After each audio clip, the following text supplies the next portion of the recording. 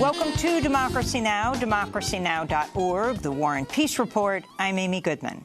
Alabama's legislature has just passed the most restrictive abortion ban in the country. The law effectively bans all abortions. Doctors could face life in prison for performing the procedure. The law does not make exceptions for rape or incest. The only exception lawmakers voted for is cases in which the pregnant person's health is at serious risk. The bill, which was already approved in the House last month, now heads to the desk of the Republican anti-choice governor, Kay Ivey. She has not yet indicated if she'll support such drastic legislation. The bill is expected to face multiple legal challenges if signed. Supporters of the bill say they'll hope it ends up in the Supreme Court and lead to the eventual reversal of Roe v. Wade. Democratic State Senator Vivian Figueres, one of 4 women serving in the chamber, introduced an amendment that would criminalize vasectomies, arguing there are no laws regulating men's bodies. It was defeated. We'll have more on the ongoing attack on reproductive rights around the country later in the broadcast.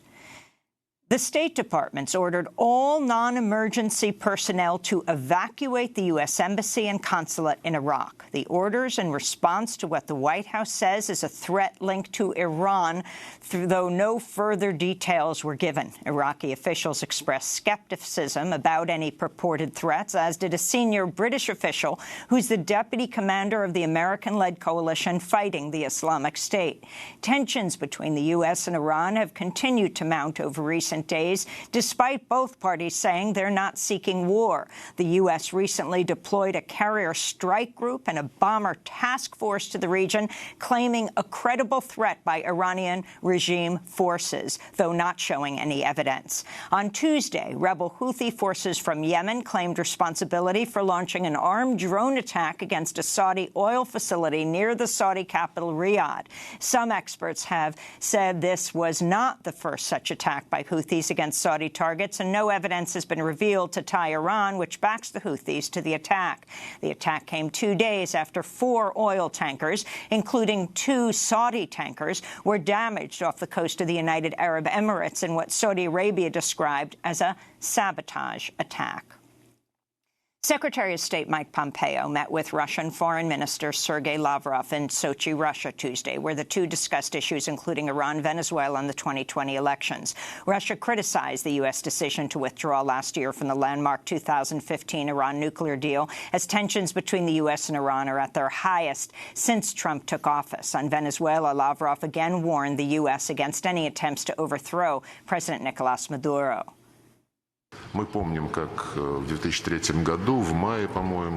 remember back in 2003, in May, I suppose, then President of the United States, George Bush Jr., from board an aircraft carrier, declared that democracy was established in Iraq.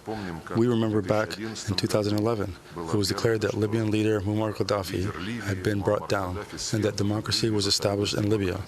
I believe I do not need to dwell at length upon today's state of democracy in Iraq, Libya, and a number of other places where such attempts of overthrowing the regimes were made and nothing good came out of it.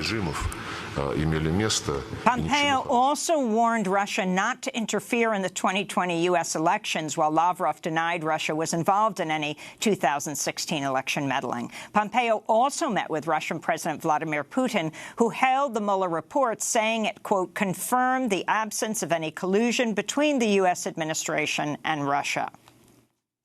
CNN's obtained photos showing the dire conditions migrants are being held in at the McAllen, Texas Border Patrol.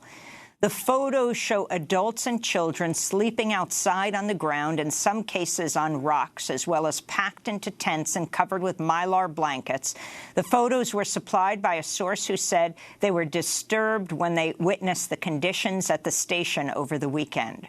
Responding to the report, an official from the Department of Homeland Security said, quote, the border security and humanitarian crisis continues to worsen. Current facilities and funding are inadequate for migrant flows, unquote. In related news, CNN is reporting this morning that the Transportation Security Administration's planning on sending hundreds of officials to the southern border to address increased migrant arrivals. Pennsylvania has become the latest state to go after Purdue Pharma for its role in producing and marketing the highly addictive opioid OxyContin. Purdue allegedly targeted senior citizens and the military when pushing the drug. The lawsuits state, quote, even when Purdue knew people were addicted and dying, Purdue treated patients and their doctors as targets to sell more drugs. Tragically, each part of Purdue's campaign of deception earned the company more money and caused more addiction and death.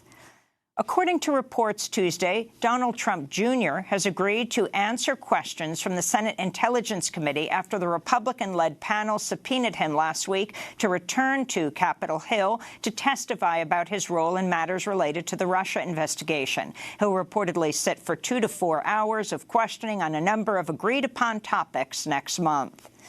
San Francisco has become the first major U.S. city to ban the use of facial recognition technology by police and other city agencies. Under the new rules, city agencies would need to obtain permission from the city's Board of Supervisors before implementing any new surveillance technologies.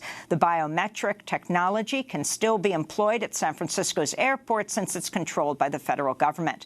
Matt Cagle, an attorney with the ACLU of Northern California, hailed the decision and said such technology, quote, provides government with unprecedented power to track people going about their daily lives. That's incompatible with a healthy democracy, he said. Experts have also warned about racial and other kinds of bias.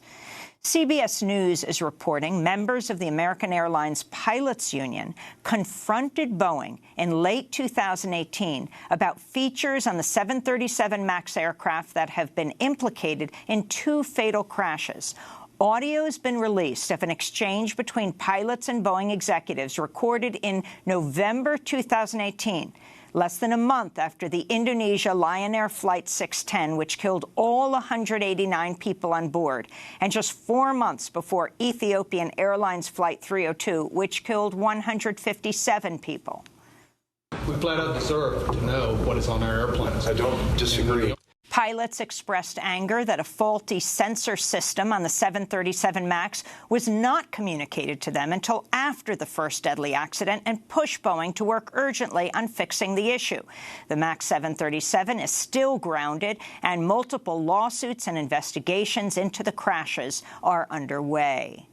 In New York City, a group of climate activists are on the second day of a 3-day hunger strike in front of Governor Andrew Cuomo's office ahead of this Thursday's permitting deadline for the proposed Williams Pipeline project, which would carry frack gas from Pennsylvania's shale fields under New York Harbor. Activists are urging Cuomo, who's called for New York's own Green New Deal, to halt the project, which they say will harm New York waters, public health, safety, democracy, and the climate. A police officer in Baytown, Texas, has been put on paid leave after a cell phone video of him fatally shooting a black woman went viral Tuesday. In the video, 44-year-old Pamela Turner can be seen in a verbal altercation with the unidentified officer in an apartment complex parking lot. She's heard telling him, quote, "You're actually harassing me," before he tases her and she falls to the ground.